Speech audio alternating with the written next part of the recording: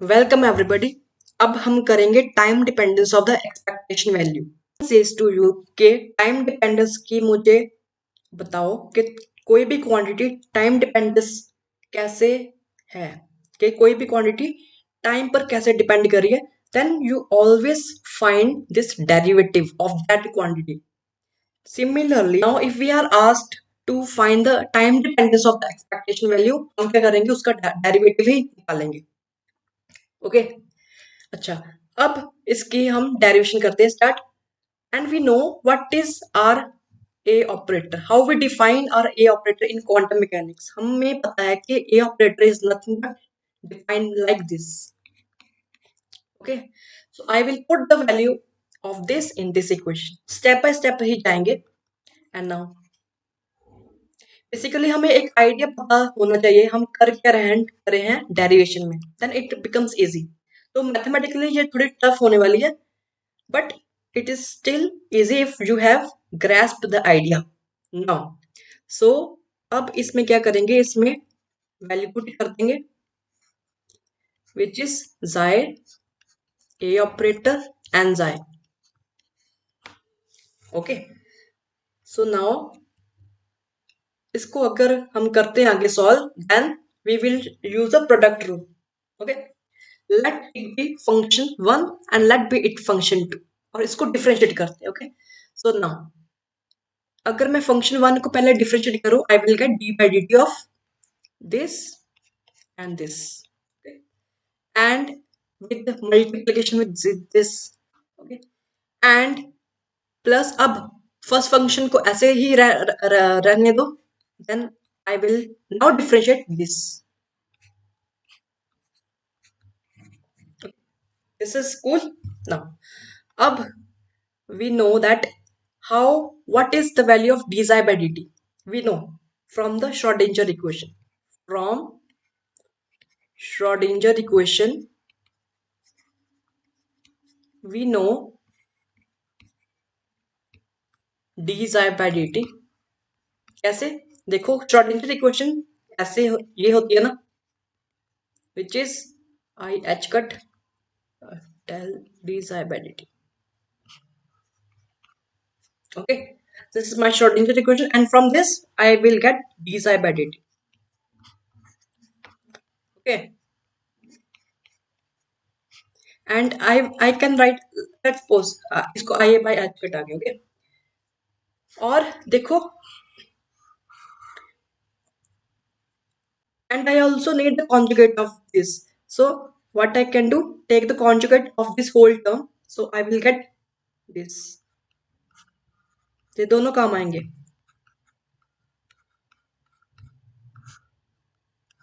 और यहाँ पर माइनस, क्योंकि आयोटा का क्या होगा, माइनस।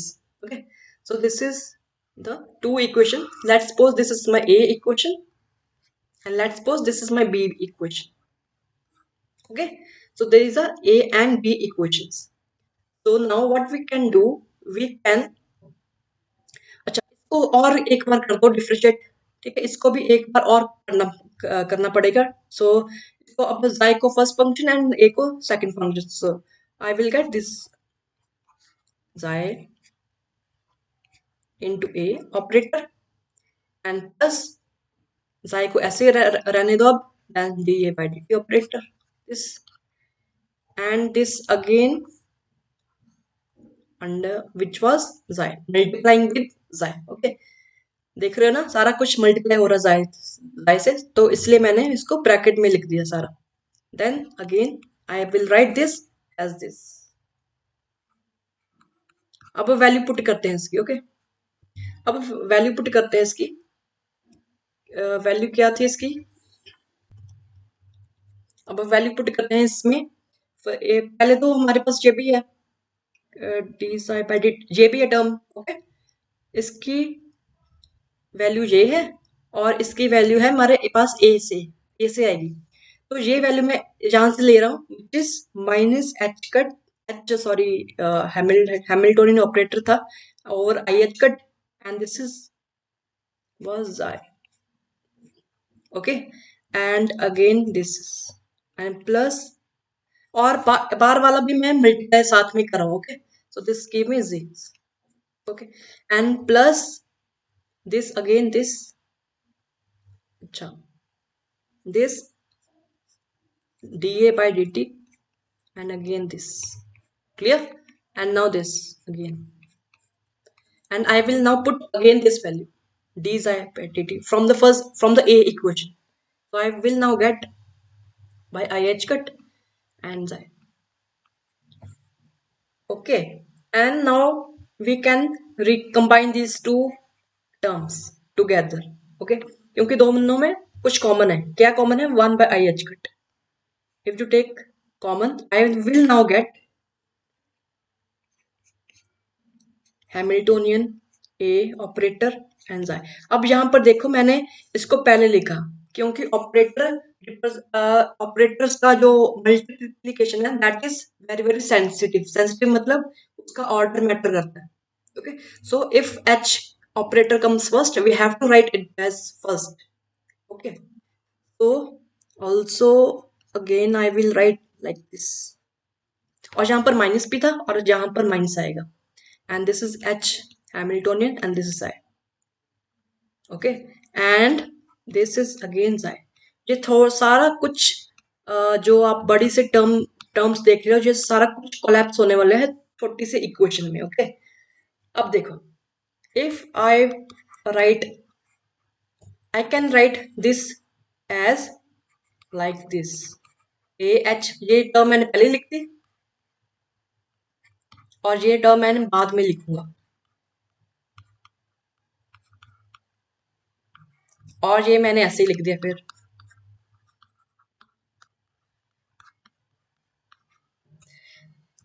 ठीक है, अब इसमें से कॉमन है ये साइज है मैं कॉमन निकाल सकता हूँ. Okay, and like now can write जाए और जहां पर था ए एच कट नहीं होता ये हैमिल्टोनियन ऑपरेटर है. Okay, so this is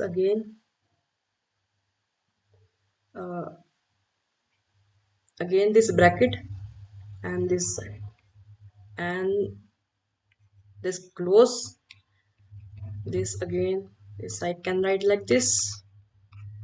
Okay, so वो क्या रहा है इसमें जस्ट मैथमेटिक्स से करें हम.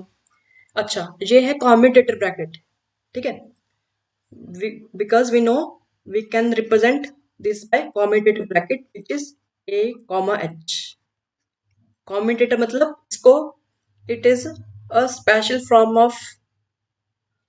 Okay, so this is a commutator bracket because this is nothing but a commutation relation between a and h. तो इसको मैंने ऐसे लिख दिया. ओके, ये थोड़ी सी नॉलेज होनी चाहिए what is the meaning of commutator और उसको कैसे रिप्रेजेंट करते हैं. ओके, अब देखो अब ये थोड़ा सा सिंपल होने वाला है. अब देखो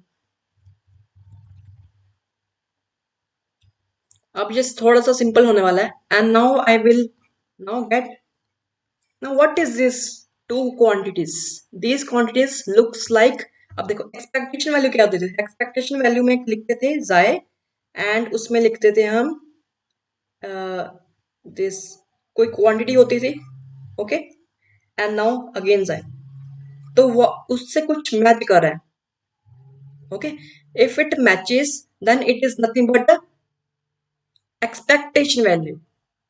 Whose expectation value it is of a and ah committed. किसकी एक्सपेक्टेशन वैल्यू होने वाली यहाँ पर होने वाली है कॉम्यूटेटर ऑफ ए एच की expectation value is this term is showing us. Okay, if you carefully do it compare. Okay, अगर ध्यान से कंपेयर करेंगे इस इक्वेशन और दिस से then you get that this is nothing but the average value of this commutator. I will going to represent it with this. और bracket तो रहेगी कॉम्यूटेटर की और ये फिर एवरेज का निशान. Again this and this plus और ये भी this is also the average value. ठीक है, similarly if we compare with this and now this is nothing but average value of dA by dt and that's it. Okay, ये तो rough का था. And now I will get, इसको थोड़ा सा ऐसे भी लिख सकते हैं, minus I by H cut, जैसा भी सिंपल लगे वैसा लिख दो, and this is a comma H, bracket लगाओ to show that it's commutating, and also its average value, and plus dA by dt.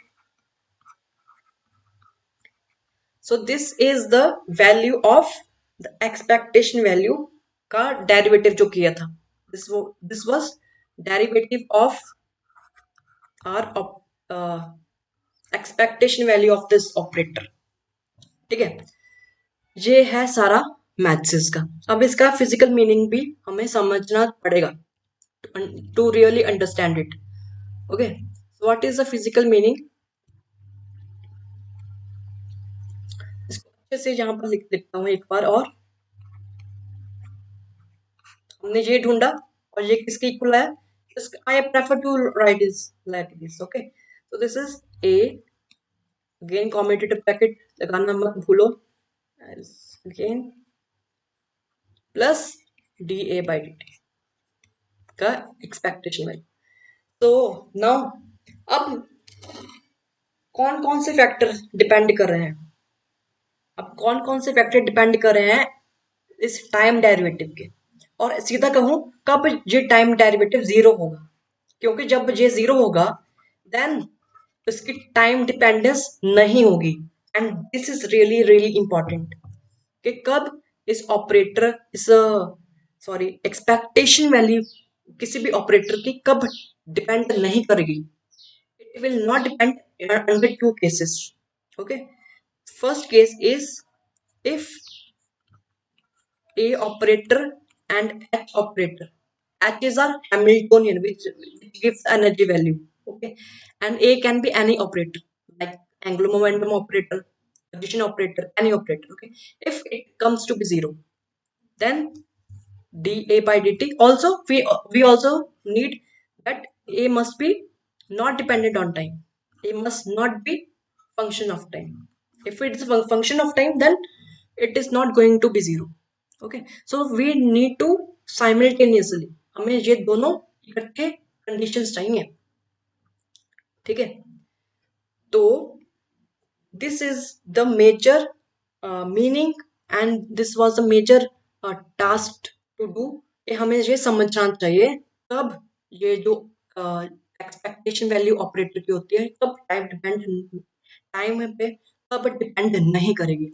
दो कंडीशन बताइए, दोनों साइमल्टेनियसली हमें चाहिए, एक भी फुलफिल नहीं हो रही, then it will not be time dependent.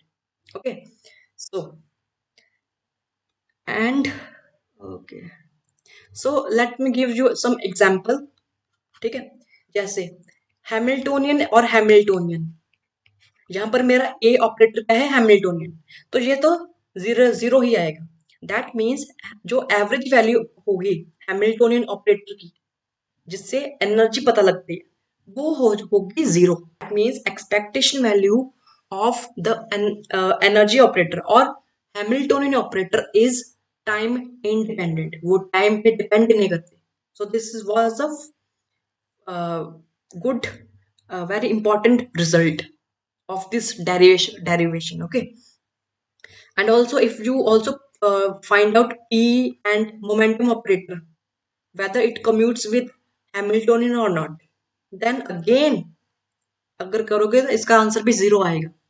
So again जो expectation value of momentum operator is also does not depend on time, and also अगर तुम करोगे एंगुलर मोमेंटम की वो भी क्या आएगी, टाइम इंडिपेंडेंट आएगी, टाइम पे डिपेंड नहीं करेगी। This again d by d t. Okay, so this was a good result, important result इस पूरी डेरिवेशन का। That's why we have to know कि कब डिपेंड नहीं करेगी, and it will help in the future में। अगर हम क्वांटम मैकेनिक्स पढ़ेंगे, ये तो जस्ट बेसिक हैं, अगर क्वांटम मैकेनिक्स अगर डीप में पढ़नी है आगे जाकर एडवांस, तो ये सारे फैक्टर्स हमें पता होना चाहिए sir. So thank you and like my video and please subscribe. Thank you.